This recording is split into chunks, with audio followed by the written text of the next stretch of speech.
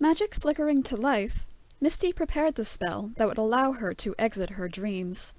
As the spell gathered strength, she glanced back. Dreams were unpredictable things, and nightmares did not discriminate between dreamer and dreamwalker. She half expected her nightmare to be standing behind her again, but her suspicions were hollow. He was not there. He would return some other night, in some other form, Misty was sure, but not this night, not in her dreams. She put all that out of her mind and focused instead on her departure. The air before her shimmered, flecks of light twinkling like hundreds of tiny fireflies. Misty walked through the invisible curtain. Cold energy crackled through her as she crossed the veil into the world of dreams. When she looked back, she saw only a shining dome of dream magic. Without its dreamer to sustain it, the bubble of imagination sank into the earth and collapsed silently upon itself. Ahead and all around Misty, the Never spread in an ever-changing mosaic. More dreams encased by the Never's magic expanded in every direction. The worlds each dreamer had created for the night were indistinct from this side of the barriers, but Misty could discern faint patterns of trees or sky, mountains or cityscapes. The undulating silhouette of a sea filled one dream, with shadowy creatures of the deep navigating its currents. Another dream seemed to contain the ruins of pyramids, all but swallowed by a jungle. Fractured echoes of voices and sounds issued, muffled, from behind the shining curtains whenever Misty drew close, but she ignored them, and anything else she glimpsed of others' dreams. Only the presence of a nightmare would have allowed her to interfere. Anything less was an invasion of the dreamer's privacy, and forbidden by the laws of Dreamwalkers. Misty willed a path of grass to grow underhoof as she wandered the quiet narrows between dreams. The ground around her path was constantly shifting, reflecting the whims of nearby dreamers. Swampy marshlands encroached from one side briefly, but then they were replaced by desert sands, the ferns and shrubs of forest undergrowth, the white sand and lapping waves of a shoreline. On her other side, the rocky slope of a mountain rose, then a flat plain, the frozen face of a glacier, a blasted wasteland. The Never could have maintained a single environment if it wished, but it had always chosen to let its dreamers control its land. Or so Misty had read, but the sky remained the same out here, a starry night with a full moon. The Never allowed its dreamers to imagine their own skies, of course, but they were regulated to those dreams. Outside, in the Never itself, the sky was unchanging, had been ever since the very first Dreamwalkers' time, if the ancient scholars were to be believed. A shadow glided across the land, drawing Misty's gaze skyward. A familiar silhouette hovered before the moon. Princess Luna waited only a moment, backlit by the moonlight, and then she flew into the distance, to where a mountain was rising from the earth. It pierced the night, jagged and lonely, taller than any of the surrounding dreams. Misty closed her eyes, fixing the mountain in her mind, and willed herself there. Wind and magic tugged at her. Frigid shocks of energy blasted through her, and she passed into and out of the dreams in her path. The roar in her ears blocked all other sounds. Then solid rock formed under her hooves, and the whirl of motion stilled. Misty opened her eyes again. She now stood upon an outcrop near the peak of the mountain. The whole of the Never seemed to be laid before her, a patchwork, forever shifting. At the base of the mountain, a vast, dense forest was still in the process of forming.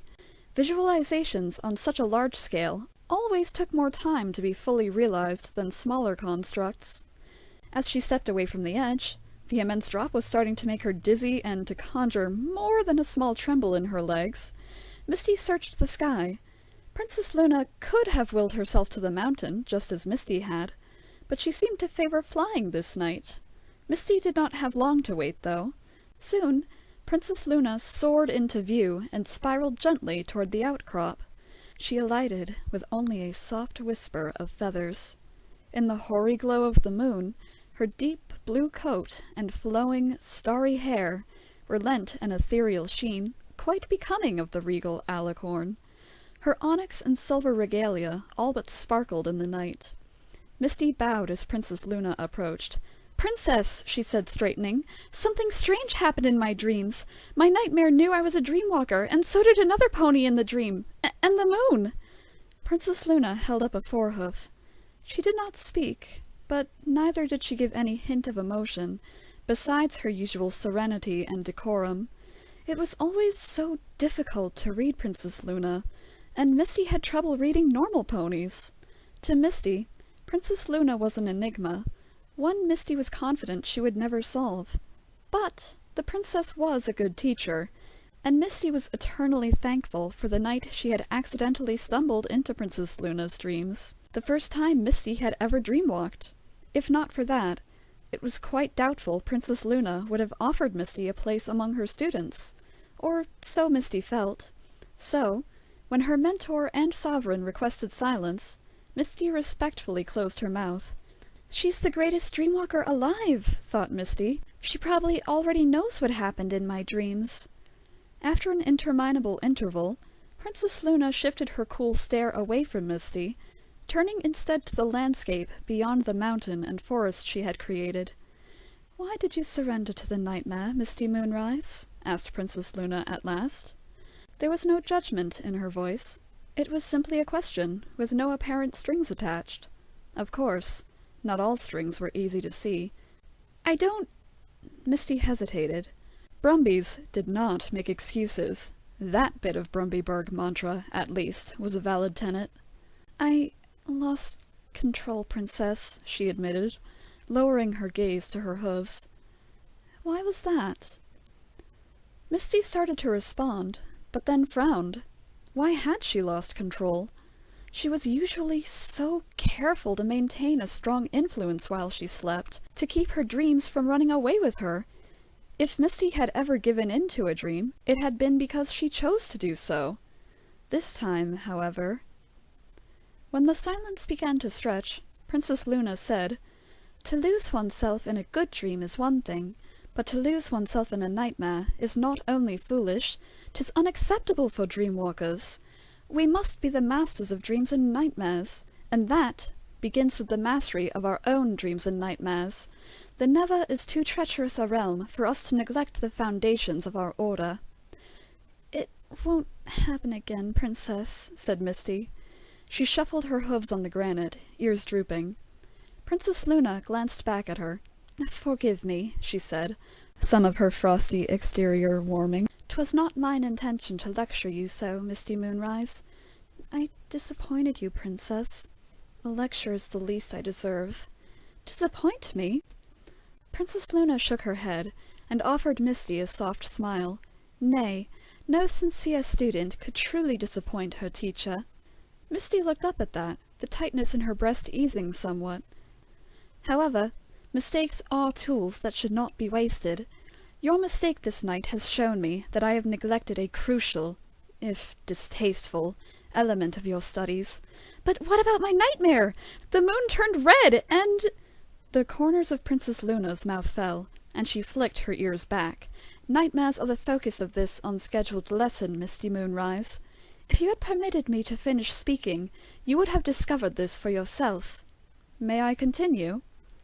Though her questions still itched for answers, Misty bit her tongue. It was not her place to interrupt the Princess of the Night. With a quiet rustle of her wings, Princess Luna went on, "As you know, nightmares, like all dreams, are the product of a dreamer's imagination. However, in order for the Never to manifest a nightmare, it must draw upon dark magic. Within the dreams of dreamers, nightmares are harmless. The dark magic binding them together is of little consequence. But dreamwalkers are not dreamers.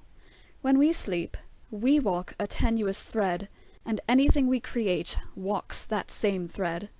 Should we lose control and succumb to a nightmare, our belief brings the nightmare to life, as well as the dark magic the Never used to conjure it. Fortunately, the Never sends us signs to remind us when we misstep, mainly through changes in the sky. 'Tis our choice whether or not to heed these warnings." A shiver Misty could not quite subdue crawled down her spine. She had read of dreamwalkers who had ignored the Never's messages. They had never woken up. But There are other means by which we Dreamwalkers may defend ourselves without relying on the Never. We may learn how to sense the aura of dark magic, ere the nightmare amasses enough strength to overwhelm us. To accomplish this, we must ourselves embrace dark magic. What? Misty's eyes widened, and she had to stifle a gasp. Surely Princess Luna was not being serious. It was madness! Dark magic was the harbinger of nightmares for a reason. It was terror and darkness, death and horror compressed into a terrible power that, once tasted, beckoned its conjurer to wield it again and again until there was no escape. It had claimed even the greatest of heroes and kings, not just those with wickedness in their hearts. It had claimed Princess Luna once, and she wanted Misty to summon it? Princess Luna watched Misty in silence for a few moments. What did she see in Misty? Her gaze seemed to pierce every layer, every forgotten facade. Then Princess Luna's features softened, and she said, "'Tis not a lesson I enjoy teaching. There is ever the chance that those I instruct will be lost to the malign lore of dark magic. Such is why I forestall the inevitable until the very last. Only when one of my students loses control to a lethal nightmare do I resort to these means. But I assure you, Misty Moonrise, 'tis for the best." "Isn't there another way?" asked Misty. "I won't lose control again, Princess. I promise." "'Tis unwise to make such a promise. After a time, nightmares can become too strong to escape. If you can learn to recognize dark magic when 'tis weakest, you can disband the nightmare, ere its strength waxes too great. Even then, you cannot swear truly to never more lose control." "But—" Princess Luna flared her wings, brow creasing. "You are a dreamwalker, Misty Moonrise. You are one of the few fate has gifted with such an ability.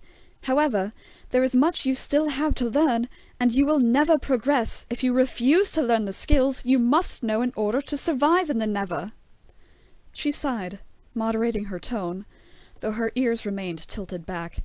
"If there were a better means by which to do this than by exposing you to dark magic, I would welcome it gladly, but there simply is not." Misty averted her gaze.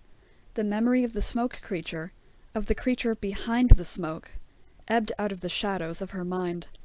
Dark magic had taken him, too.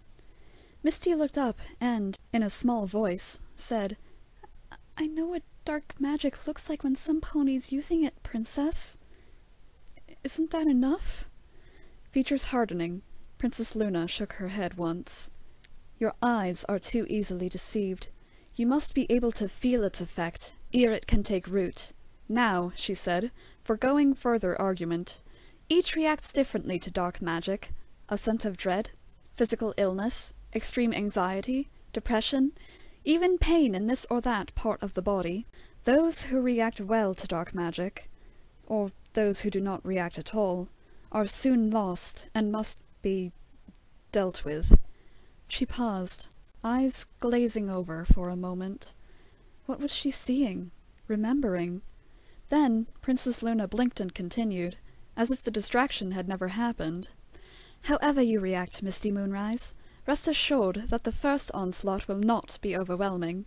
Prolonged exposure to, and use of dark magic, over the course of many years can worsen the effects, but you should not need to conjure it more than a few times this night to learn how to sense it."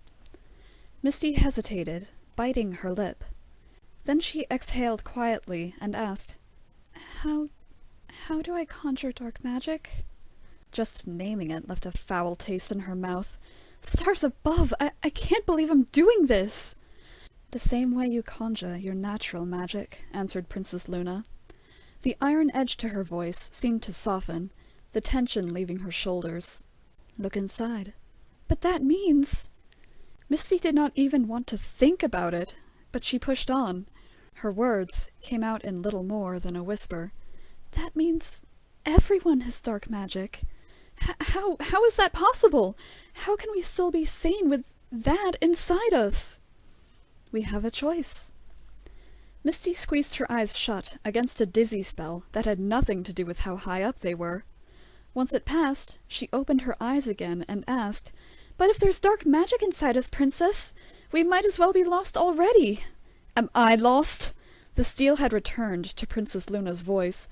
Misty's eyes widened. "No, Princess, I didn't mean—" Princess Luna raised a forehoof, silencing her. "There is always a choice, Misty Moonrise. From the moment we first draw breath to the moment we breathe our last, we have a choice. Sometimes the choice is difficult, and sometimes 'tis simple, but 'tis a choice nonetheless, and it must be made. Now, choose. Choose to prepare yourself and make yourself stronger, or choose to leave yourself defenseless and risk losing yourself to a nightmare from which you may never wake." Half-formed retaliations turned to dust on Misty's tongue. She stared at the granite beneath her hooves.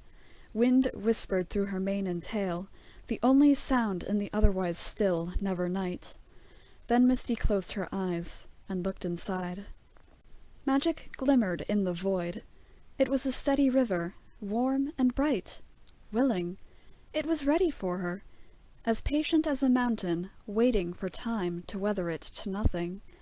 But Misty turned away from it, reaching into the darkness she had never before known nor had cause to search.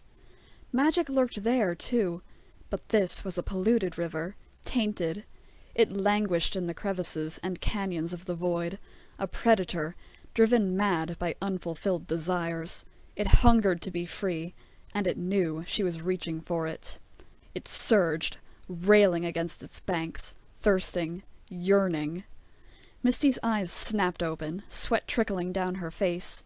She smothered the terrible magic, ignored it, banished it. She denied it was even there. It did not exist, not inside her, not inside any pony. Anything was better than drowning in those awful rapids. "I can't," she breathed, quivering.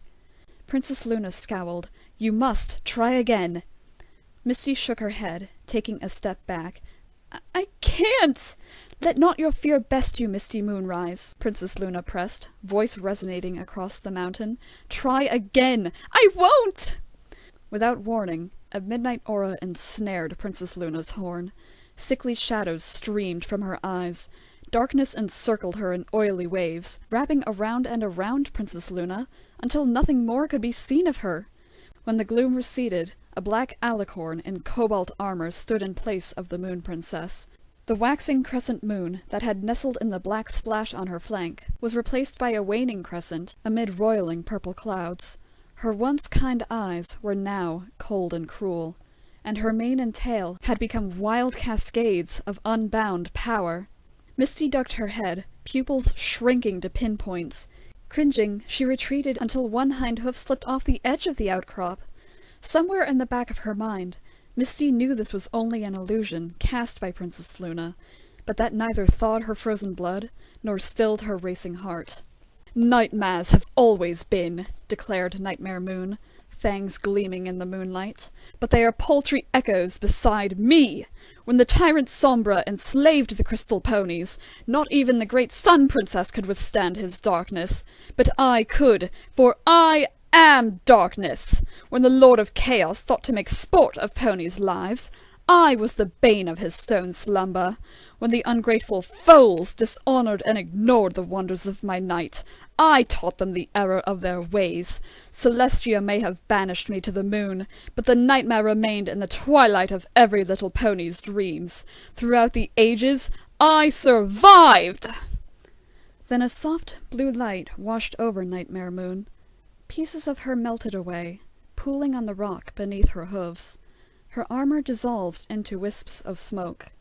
The drudge under hoof grew translucent, wavering like a mirage.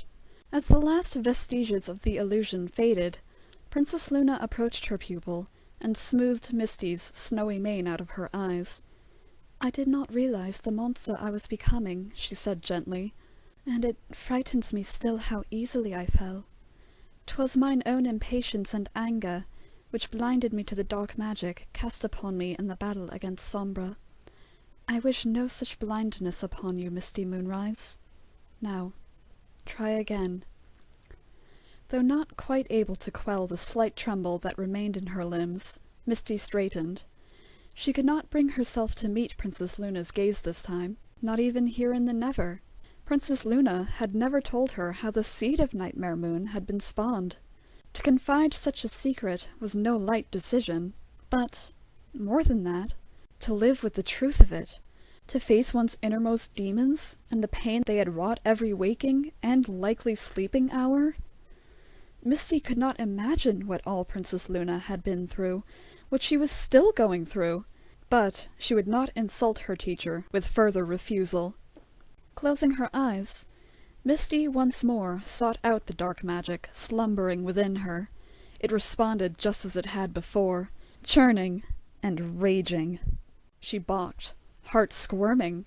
Everything inside Misty screamed for her to stop, to bury the dark magic so deep within that it would never be found again. Gritting her teeth, Misty shoved past the fear and plunged into the abyss. It was nothing like her natural magic. That came as naturally to her as dreamwalking or breathing.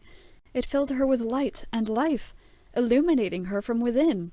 This dark magic, however, was suffocating and vile. It oozed through the fissures of her mind. Misty felt the ugly aura seeping from her horn contort and grow the deeper she immersed herself in the dread waves. Cold sweat iced her brow. Nausea sickened her stomach. She tasted bile. She could feel the smoky shadows begin to curl from the corners of her burning eyes. A sudden roar shattered Misty's concentration. The dark magic evaporated, slithering beyond her reach, back to the recesses of the void. Misty released a relieved breath once it had gone, shivering and feeling startlingly weak, as if she had neither slept nor eaten for days. But the weakness soon passed. Rubbing the lingering dregs of shadow from her eyes, Misty searched for the source of the disturbance. Her heart stopped. For a moment she was certain that the smoke creature from her nightmare had returned, larger than the mountain upon which Misty and Princess Luna stood. Then, however, she realized this monster was wreathed in black smoke. No hidden form bled through these opaque vapors, but from their depths glared an enormous pair of eyes leaking purple shadow. The pupils were reptilian slits, the irises as red as garnets, and what should have been white sclera glowed a ghastly shade of green. Misty had never seen this monster before. It was not of her dreams, not of any pony's dreams as far as she knew, though Misty did not visit the nightmares of every single dreamer. She and the handful of other dreamwalkers studying under Princess Luna generally dealt with the more minor nightmares. Princess Luna handled the greater, more dangerous ones. Was that what this monster was? A nightmare of such magnitude that, under normal circumstances, only Princess Luna would rise to dispel it? How could one pony, even an alicorn, face such a horror by herself? But Princess Luna was not alone now. Pinning her ears, Misty seized her magic, her real magic, in a flare of sapphire sparks, and assembled an oscillating sphere of silver and blue. Before she had a chance to launch it, however, Princess Luna leapt between Misty and the monster, horn of fire and wings flared wide. The monster's eyes narrowed, and it rushed forth in a tidal surge of shadow and smoke. A half-dome of glittering cobalt blazed into existence around Princess Luna and Misty, humming and flashing when the monster struck it. The monster reeled back with a guttural growl, and then shot, like an arrow, straight for the shield. This time, when the monster hit the shield, it did not recoil. It kept pushing, driving against the light. Princess Luna's face contorted, teeth gritted, and upper lip curled in a silent snarl. Her hooves scraped the outcrop's surface, as the sheer force of the monster slid the magic hemisphere backward a few inches. Sweat glistening on her forehead, Princess Luna took a defiant step forward. The magic whirling around her horn began to shine even brighter, casting off stray globs of blue flame. She blinked, and her eyes were suddenly gleaming, and white with power. With a roar not unlike the monster's own, Princess Luna reared upon her hind legs, magic crackling. The shield expanded in a torrential blur of light and motion, igniting the monster's smoke and searing it to ashes. The monster's agonized howl rent the night, as the flames ate at every wisp of its colossal body. The eyes were the last to be devoured by the magic fire. Fixed on Princess Luna, they smoldered with an inferno of their own. It was deeper than mere hatred, purer and more volatile than loathing or vengeance. Even when that wicked glare was but flakes of ash, the untempered heat of it lingered, like the after-image burned into the retinas by fireworks.